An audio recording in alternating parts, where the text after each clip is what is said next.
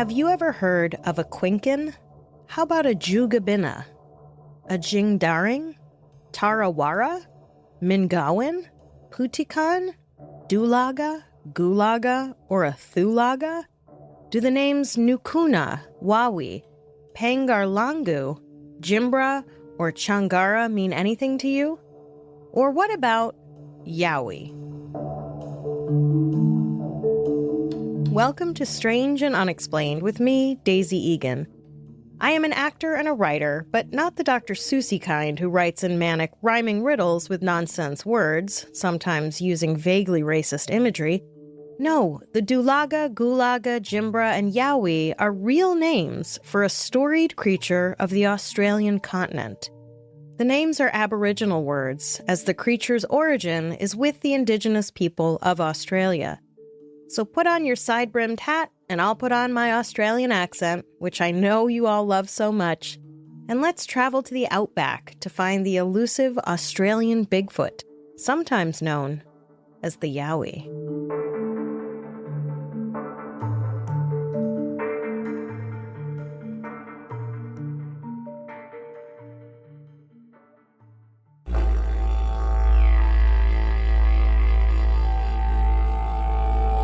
Where does Yowie come from? Whether you are in Queensland and hear about the Quinkin, or in New South Wales where the Joogabinna roams, or if you refer to the cryptid by any of its many other names, stories of the tall, hairy humanoid creature have been told for thousands of years. Depictions of the hairy man or the Yowie appear in ancient Australian cave paintings.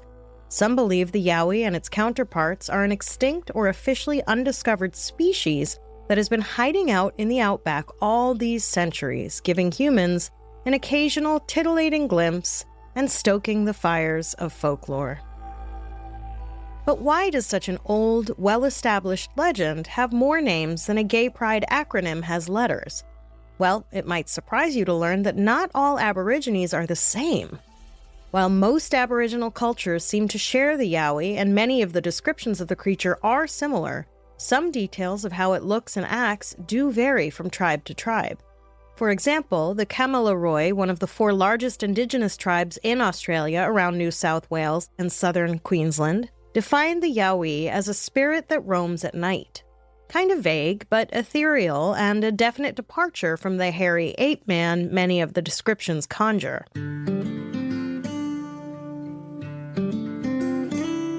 Before European settlers colonized Australia, there were around 600 Aboriginal populations with diverse language groups. Aborigines share their knowledge, cultural values, traditions, and laws through customs such as ceremonial body painting, storytelling, song, and dance. So it makes sense that over so many generations, stories would survive that tell of a creature maybe bearing similar descriptions and certainly bearing different names, depending on which language set the legend came from. And then, as white settlers learned of these legends, they would be carried on in whatever form and with whatever name they had when the colonists learned of them. It seems likely that this is how the term Yowie and its close cousin Yahoo came to be among the most common terms for the Bigfoot of Australia.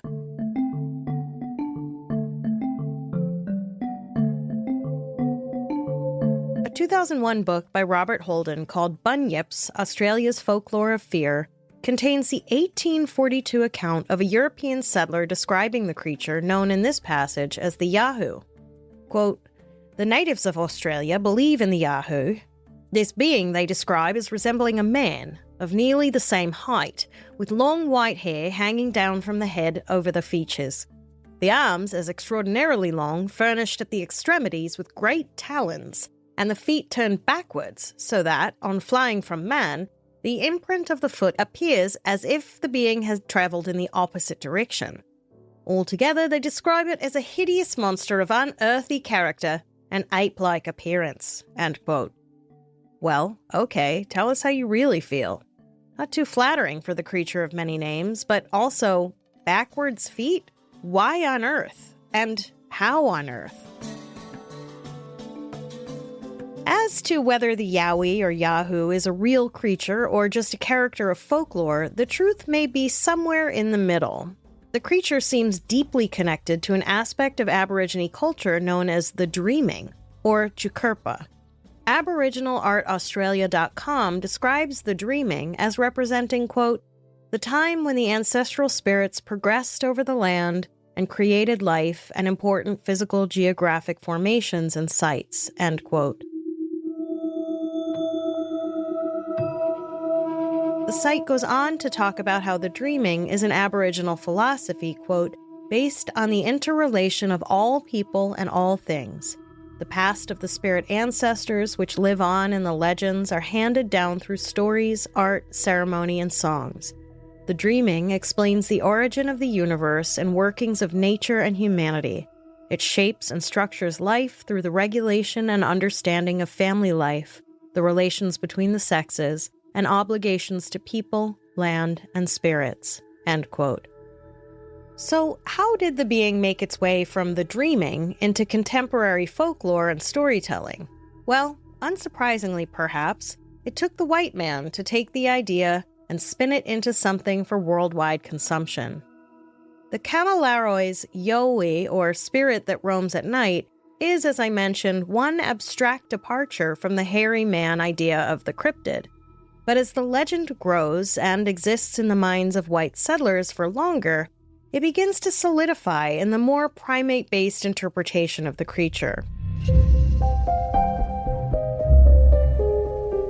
There is a reference to a creature called Yahoo in Jonathan Swift's famous 1726 satirical adventure novel Gulliver's Travels. In this context, Yahoos are legendary creatures resembling human beings. Swift, who was a known critic of the politics and culture of his time, used the characters to comment on the state of Europe. Some argue that it was Swift who coined the word Yahoo in Gulliver's Travels. But, knowing what we know about Aboriginal languages and lore, it seems less likely that Swift coined the term, and more so that he borrowed it, or maybe bastardized the word, changing it from Yowie to Yahoo. This factoid is only important insofar as it's another example of a white person being like, look at this thing I have discovered, while a bunch of other people are like, we've known about that for years, bro.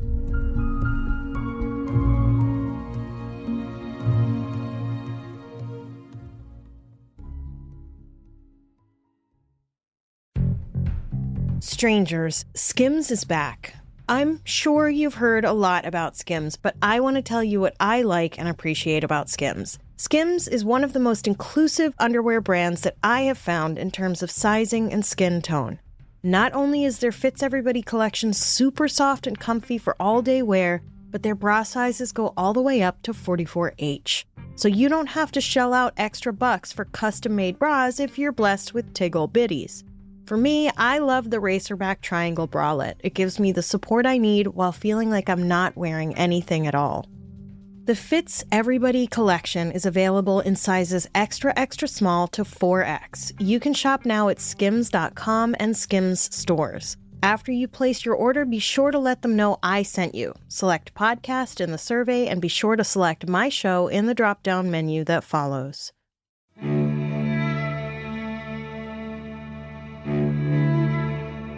The name may be based on a Darug word, an Aboriginal tribe, whose word Yowie means demon or spirit, or it may come from the Yuin tribe, where Yowie means a large hairy creature. In Swift's tale, Yahoos are filthy and unpleasant, quote, a brute in human form, end quote. He writes about the Yahoos as primitive and fixated on pretty stones, his way of representing the materialism and elitism he found pervasive in Britain. Even today, the dictionary definition of Yahoo is, quote, a crude, brutish, or obscenely coarse person, end quote. So it would seem as though Gulliver's Travels influenced contemporary awareness of and use of the term, even if our current usage of the word has been wholly divorced from its Aboriginal roots and has come to mean a largely obsolete internet search engine. But we know the Yowie was around way before Jonathan Swift was writing to piss off British elites by suggesting they eat their young and such. In other colonized examples of cryptid lore, Daniel Boone once claimed to kill a hairy ape-like creature in the American wilderness that he called a Yahoo. Squatchable.com says, quote, in 1782, Boone claimed to have had an encounter with the Yahoo while scouting for game and potential settlement sites in the Kentucky wilderness. According to Boone, he heard strange growling noises and upon investigating came face to face with a massive, hairy creature standing over 7 feet tall. Boone described the creature as having a human-like face with wild, piercing eyes. One wonders if he killed the creature, why he didn't display it somewhere. Like, if you killed a Bigfoot, wouldn't you take its corpse into town and be like, look at what I got? This is where we start to see overlap between the Yowie and the Sasquatch or Bigfoot of North America. To hear Australian historian Graham Joyner tell it, the Yahoo was actually just an undiscovered type of marsupial that was extinct by the early 1900s. That would be one big marsupial.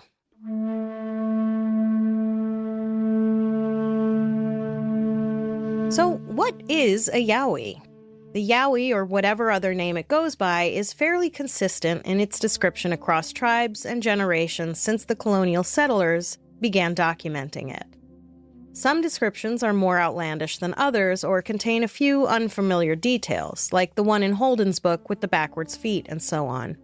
But most descriptions of the Yowie after the 1700s describe it as hairy, ape-like, and most even call it a human or humanoid creature. We heard Jonathan Swift's impressions of his Yahoo, but Swift was, of course, writing a character to make a point. Holden, on the other hand, was quoting the native people of Australia in his demonic-sounding description of the creature, summing it up as, quote, a hideous monster of an unearthly character and ape-like appearance, end quote. One description, given in an interview from the Australian news magazine show The Catalyst in 2002, describes the Yowie as, quote, a bipedal ape-like animal that is hairy. It is anywhere between 6 foot and 2 inches and 12 feet tall, 2.1 meters to 3.6 meters. Their feet are much bigger than a human foot, but Yowie tracks are inconsistent in their shape and number of toes. Their noses are wide and flat. Some describe Yowie as being shy and timid, while others say they are violent and aggressive creatures, end quote. An ape-like face is again a common feature in descriptions and in the various images of the Yowie, as is longish orange-brown hair, or black hair, or white. Many descriptions claim the figure is shy, but can turn violent. I mean, same here, Bob. One interesting detail that comes up again and again is that there are apparently 2 types of Yowie. There is a shorter version that gets up to about 5 feet tall, and a taller variety that can get upwards of 10 feet, or, as we heard in the quote above, as tall as 12 feet. 12 feet tall is huge, stranger. Imagine a tall man with another tall man on his shoulders, wearing a long raincoat, trying to get into an R-rated movie. Anyway, how can anything that tall that has existed as long as the Yowie supposedly has be so elusive? Maybe the short Yowies are more common and therefore easier to miss? I don't know. Regardless of height, the Yowie is hairy enough that it has been compared to Bigfoot or the Yeti, although it is also different from the Yeti or other cryptids like Nessie in that, at least according to a 1976 article from the Australian Women's Weekly, which says, quote, the Yowie prefers the trees and undergrowth where it is warm and dry, end quote. How did the 1970s women of Australia know what the Yowie preferred? Your guess is as good as mine. According to YowieHunters.com, a website dedicated to all things Yowie, the creatures are omnivorous. Again, how we know this is anyone's guess, but as humans are omnivorous, except for actresses in LA who only drink the Halle Bieber smoothie, I guess it stands to reason. Yowie Hunters also reports that Yowie smell like wet horse, or rotten eggs, or sulfur, or rotting flesh, or burning electrical stuff. So, all the nicest things. They have also been reported to have large eyes that glow red or yellow in the moonlight. Kind of like the Mothman, I guess? Some sources believe that Yowie push off with their lead foot instead of the back foot like humans, which is oddly specific for an animal that is apparently extremely elusive.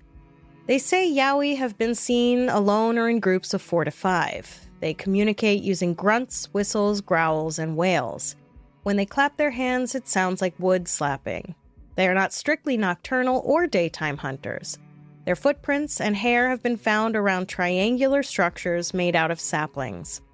All of this, I assume, has been gleaned from the many, many sightings that have been reported over the 2 centuries of recorded Yowie sightings. Yowie sightings abound. There are reported sightings of the Yowie as recently as 2023. Reports of sightings can be found all over the internet, but there is a comprehensive database of Yowie sightings organized by state at the Australian Yowie Research website and the Yowie Sightings News website, which is where I got most of this information. Also, if all this sounds familiar, it's because it is. These descriptions are almost exactly like descriptions of the North American Bigfoot. The first recorded sighting of a Yowie occurred somewhere around 1795, and there have been around 3,000 sightings since then. Remember, though, that official records of Yowie sightings were probably first made by colonists, and that there have been countless sightings by indigenous people that may never have been written down, but only passed on by oral tradition prior to and since 1795. According to the data, for some reason, sightings of the Yowie are their highest in the winter months, which are the summer months of June, July, and August for those of us in this hemisphere. And according to a number of maps which break sightings down by area, the largest number of sightings are concentrated in New South Wales and Queensland. In November 1882, Australian Town and Country Journal published a story about the naturalist James McCooey, who claimed to see a Yowie on the southern coast of New South Wales. He described what he saw as 5 foot tall, with very long black hair that was more reddish in the chest and throat area, and, quote, small restless eyes that were partially covered with matted hair, end quote. According to YowieHunters.com, the 1800s were abuzz with sightings of the creature all over Australia. This is when the first written narrative accounts of alleged Yowie sightings start to emerge, as newspapers and magazines began writing about reports of white people's encounters, which, I'd like to point out, came after Gulliver's Travels had been published. So it seems people only started claiming to see this creature after a very similar one had been described in a popular work of fiction. In most of these records, the Yowie is nearly always described as an ape or ape-like man. This is consistent with the descriptions of the Yowie throughout history. YowieHunters.com also tells us that with this uptick in reports of the Yowie, quote, naturalists of the time were debating if Australia had its own indigenous primate, end quote. Maybe it's true that naturalists were debating about the Yowie, I don't know. I just read it on their website, which honestly kind of seems like it was written by a middle schooler. In 1868, reported sightings in the Maitland area led to a piece in the local Empire newspaper asking if the Yowie are some kind of Australian version of the African gorilla. The naturalists may have been debating, but most newspapers in the 1800s were running with the gorilla theory. Is it any wonder, then, that from 1870 to 1894, a large influx of reports of ape-like animal sightings flooded newspapers in and around New South Wales? I will try not to dwell on the fact that the website capitalized reported sightings and just move on. Who am I? The grammar police? The century turned and sightings of the Yowie continued to abound. In Candello, New South Wales in 1900, a prospector by the name of Mr. Michael Cunningham reported the first sighting I found of a female Yowie. There may have been other lady Yowies reported before this, but I haven't read about them. According to Australian Yowie Research Centre.com, Cunningham said his camp had been visited by, quote, a 5-foot-tall, young-looking, brownish-haired, small-breasted ape woman, end quote, which is my dating profile description. Just kidding. I don't date.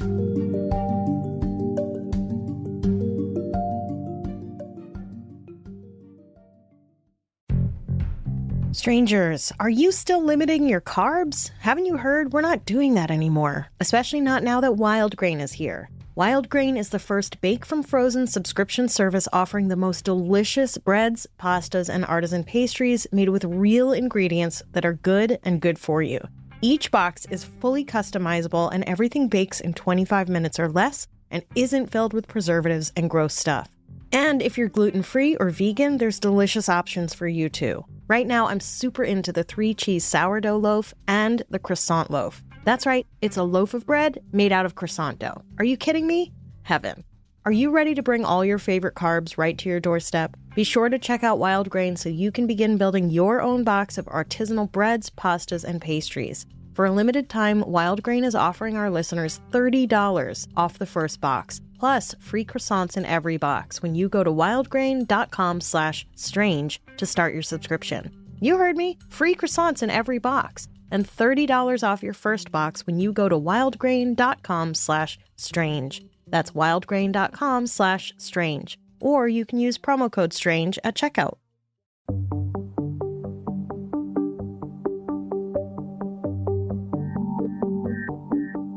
Cunningham later explained that he was seated at a campfire having lunch and making a damper when the sighting happened. The creature emerged from the bushes a few yards from him. The website says, quote, "She looked inquisitive, and Mr. Cunningham motioned her to come forward, but she just stood where she was. He then picked up the damper and threw her a large piece, which landed at her feet. She bent down, picked it up, and put it to her mouth and began chewing some of it. Then, still holding on to the remaining damper, she bolted off into the bush." End quote. Stranger, I need to let you know right now that I have no idea what a damper is. Okay, I looked it up and it appears to be some kind of Australian settler's skillet bread. No wonder she ran off because, not gonna lie, the pictures of this bread look dry. She probably needed a drink. According to the Australian Yowie Research Centre, the Bexley district of Sydney still hears talk of a hairy beast that once terrorized the inhabitants of that area in the early 1900s, back when the city bordered the Royal National Park, which was covered in thick scrubland. People of that area were scared enough that the Yowie would come into their homes that they shuttered their doors and windows at night. This community had no debate about the existence of the Yowie, but knew the creature had a fondness for peering in windows inquisitively.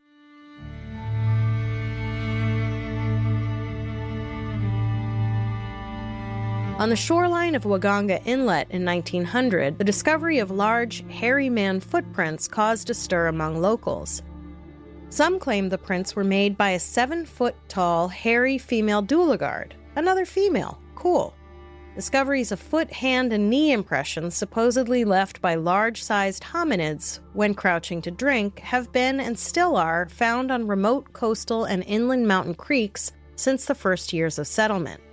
Are they all purported to be Yowie tracks, or could they just be the tracks of thirsty people? One entry in the archives of Australian Yowie Research Centre.com tells of a 1900 sighting. Quote, "Miss M. Hodge of Bathurst related an experience of her own to this author in December 1979, which concerned the Johnson's Hole area. When a little girl in 1900, Miss Hodge lived on her parents' property, which stood opposite the hole. Aborigines thereabouts never swim in the hole, and even today, horses and dogs also will not remain near the hole at night. Miss Hodge said she once saw a horseman who had been mustering sheep ride all the way out of the hills, white as a sheet. He told her parents that he had seen a large baboon-like man, a giant which had terrorized him. Miss Hodge herself saw a man-sized black-haired Yowie sitting under a rock near her home one day. Old-timers often discuss the possibility that the creatures might inhabit caves that lie in the hill surrounding the Hill End Township." End quote. The Yowie had a moment in 1900, it seems. Reports like this one of the hairy man and his like rolled in from all over. Monstropedia mentions a 1912 encounter with a Yowie in which a man on horseback saw, quote, "a strange creature on all fours drinking from a creek. The animal rose up on its hind feet to a height of 7 feet and looked at Summerall. Then it disregarded the horseman, finished its drink, and peacefully walked away into nearby woods.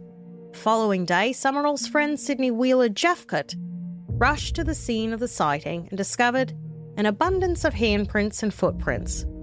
Jeffcott described the footprints as human-like but huge and having only 4 toes per foot. He said he made plaster casts of the tracks and turned them into a local university, but there is no record of a scientific analysis being rendered, end quote. But not all the sightings were as innocuous as this one. Australian Yowie Research Centre says that word had it that folks in the Kerry Valley Bow Desert country in the northwest of Lamington Plateau had lived in terror of the Joogabinna giants for generations. These giants were described as, quote, big, muscular beings who would often attack Aboriginal camps, wielding their huge wooden or stone clubs and hand axes, also known as the Gumand Talambana, the giant men who tower over the trees, end quote. There were stories of attacks by small hordes of these beasts. In some tales, they foisted massive rocks, quote, killing and carrying off their victims to feed upon them in their mountain lairs, end quote. So, I guess in this context, omnivore includes human meat. I mean, I guess why not? We are, after all, made of meat.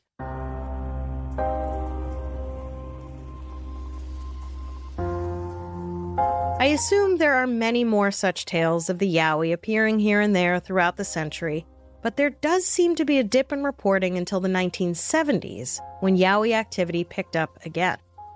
In October 1976, men working in the Gugong Dam claimed to see a 6-foot-tall, hairy, dark gray beast. They described it as having a head that merged with its shoulders and no neck to speak of. Sounds like they might have had a run-in with Big Ed from 90 Day Fiancé. In 1977, residents on Oxley Island reported screaming animal noises, and that makes me think there were some screaming animals around. I don't know that I would have assumed that these noises were made by the Yowie, but okay. What matters is Rex Gilroy, an Australian natural science researcher and Yowie enthusiast, thought they may be Yowie related and decided to investigate. The noises were heard at night, and those who heard them were convinced the sounds belonged to a strange creature seen by Mrs. Jeff G. Mrs. G, as I will call her because there does not seem to be a record of her own first name that wasn't her husband's name, looked out her kitchen window to see a large, black, furry creature on their jetty waving its arms around. Mrs. G then did something that tells me we are very different people. She went to investigate. But before she could get far, apparently her phone rang, and by the time she got back to looking for the creature, it had finished its interpretive dance and was gone. A few days later, Mrs. G went outside to find the 1,000-gallon water tank by her back door had been knocked over. Her son and his friends allegedly found footprints in the field that they say didn't match any of the known animals in the area. It's possible the prints were made by a bear walking on its hind legs, or it was a Yowie. Those were the only options. Yowie researcher Rex Gilroy, visiting the G's to investigate, definitely confirmed for the locals what Mrs. G saw was a Yowie. How he could be so sure, I don't know. In 1977, a former senator of Queensland claimed to see a Yowie on a school trip. He was on the school trip, not the Yowie, just for clarification. He described the Yowie as looking like Chewbacca and said that it was more than 10 feet tall. In the 90s, there were more wild Yowie sightings. In 1994, Tim the Yowie Man came on the scene. Tim's website tells us, quote, Tim the Yowie Man was so named after spotting a Yowie in the rugged, snowy mountains of Australia. He has since carved out a curious career as mystery investigator and crypto-naturalist, the study of strange and hidden phenomena, and is an authority on paranormal and unusual phenomena in Australia. Tim has an extraordinary enthusiasm for all things spooky and has dedicated the past 30 years to travelling the length and breadth of Australia in search of haunted and unexplained happenings. He acts as a location and historical advisor for international television programs on unusual phenomena and has featured in documentaries about Australian and international mysteries. Tim has hosted a national travel show and is a journalist, travel writer, history and ghost tour guide. End quote. I am comforted to know Tim is an authority on paranormal and unusual phenomena. Tim dresses like a park ranger and makes videos about ghosts and other stuff beyond Yowie sightings and really seems to lean into the idea that they aren't telling us everything. Tim also leads travel writing workshops and has published 3 books. Who says you can't do it all?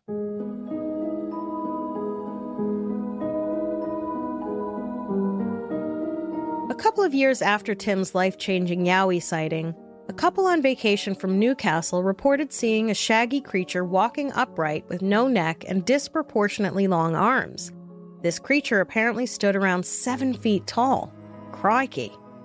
Then, in August of 2000, a bushwalker from Canberra named Steve Piper reported seeing a strange bipedal creature in the Joogabinna Mountains. This is the same area where Tim the Yowie Man had his sighting 6 years earlier, but Steve Piper caught his sighting on tape. The comment on Steve's Yowie video on YouTube says, quote, "This footage of an alleged Yowie was filmed in the Joogabinna Mountains region of Australia by Steve Piper. It shows what appears to be a Yowie with a foot injury or a club foot," end quote. I don't know how anyone came to that conclusion from a 44-second video of what could easily be a man in a gorilla costume strolling through the woods. I didn't have time to make out a limp, let alone make a medical diagnosis of clubfoot. Some cryptid hunters are so ableist. Stranger, remember how in the late 60s people were always taking pictures and video of Bigfoot, and then all of those pictures and videos were debunked and it was just some guy in a Wookiee suit or something? There was even an article in Indy 100 in 2023 that talked about how AI debunked the photos definitively. Sorry, conspiracy theorists, AI strikes again, ruining lives at a breakneck pace. It's almost like a conspiracy.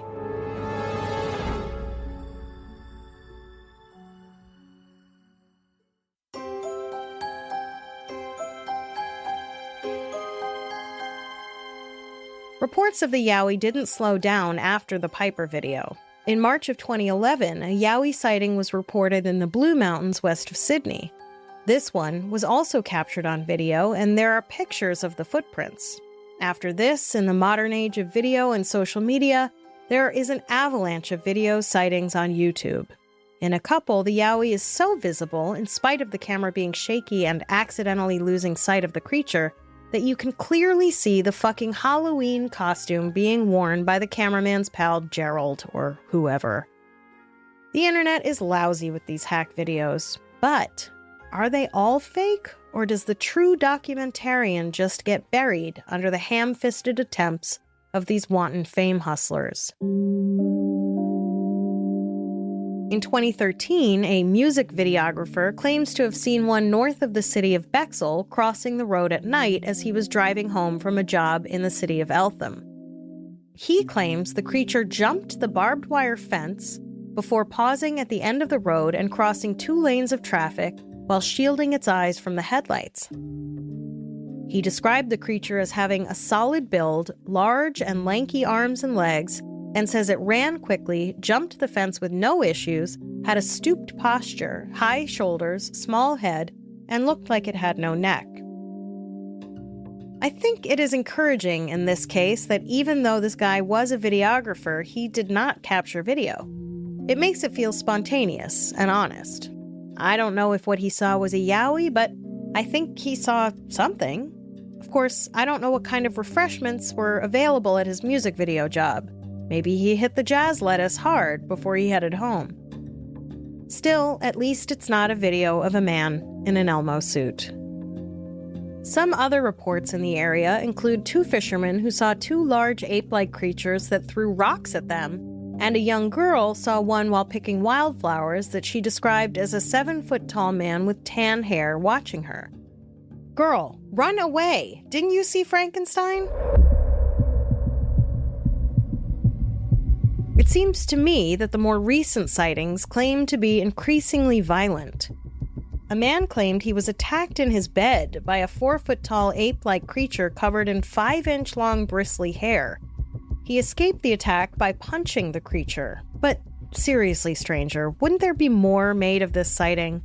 Wouldn't the police have been called? Or shouldn't someone have at least alerted old Tim the Yowie Man? What makes for a recorded sighting? Are we just saying things now? Then, according to 9news.com in 2009, a 7-month-old puppy died, and some thought the Yowie was responsible. Quote, "A brutal attack that left a puppy decapitated could be the work of the mythological Australian beast known as the Yowie," a researcher says. The 7-month-old puppy's head was ripped off in the attack, which occurred recently in the rural area of Darwin. Although the dog's owners believe dingoes were behind the attack, top-end Yowie investigator Andrew McGinn told the Northern Territory News a Yowie could be the culprit. The way the guy's dog was killed was typical of a Yowie, Mr. McGinn was quoted as saying, end quote. What a horrible incident. And so graphically reported on 9 News. Jeez, I know the adage, if it bleeds, it leads, but are they trying to traumatize people? Crikey. Sorry, I can't stop saying that. Also, Andrew McGinn really only comes up in relation to this specific incident. I don't know what his credentials are or how he came to be referred to as top-end Yowie investigator. I'm starting to question the journalistic integrity of 9news.com. Also, this contradicts the testimony of real Yowie investigator Tim the Yowie Man, who, when a man from a city near Brisbane claimed a Yowie stole several of his sheep, said Yowies are not known for those types of attacks. Quote, "It is very unusual that a Yowie would go to an area where there are stock and attack at random. All reports are that a Yowie eats just what it needs to survive. Most stock losses I would put down to wild dogs or cats." End quote. And another claim that undercuts this violent Yowie narrative is the 2014 sighting in which a man said he came across one multiple times and even spoke to it/them, trying to teach them English.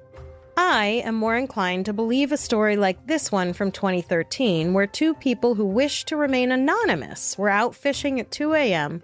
when they heard a strange and terrifying growl. One man cut his line and accidentally cut his fishing rod in half. He was in such a panic, and ran back to the car. As they drove away, their headlights illuminated something running across the bridge. They described it as having dark brown hair, like a dog's.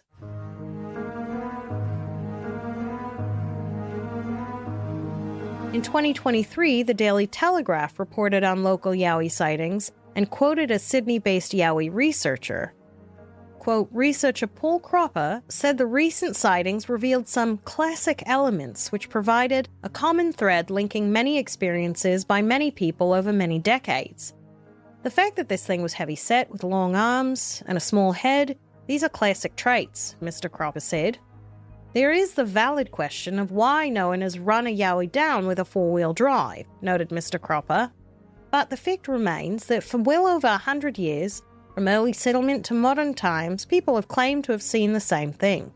I've spoken to over 100 people who've seen a Yowie, and I feel they have had genuine experiences. End quote. And in spite of my skepticism, stranger, I am inclined to agree with Mr. Cropper. I don't know how so many people over so much time could all be lying. This is where cynicism breaks down, I guess.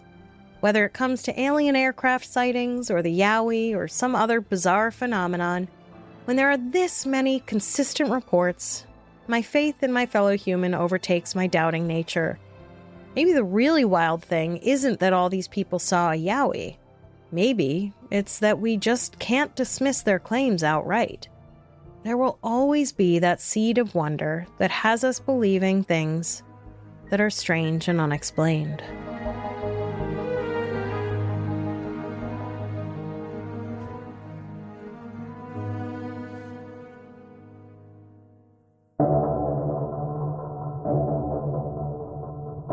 Next time on Strange and Unexplained. For years, humans have flocked to parts of Arizona for the alleged magical healing qualities that lie underground there. And it's not just humans. Aliens also love Sedona and Phoenix. Maybe it's the vortices? Maybe it's just good PR. Strange and Unexplained is a production of Three Goose Entertainment with help from Grab Bag Collab. This episode was written by Eve Kerrigan and me, Daisy Egan, with research by Keely Hayes. Sound design and engineering by Jeff Devine. Music by Epidemic and Blue Dot Sessions. If you have an idea for an episode, head to our website, strangeandunexplainedpod.com, and fill out the contact form. I will write back.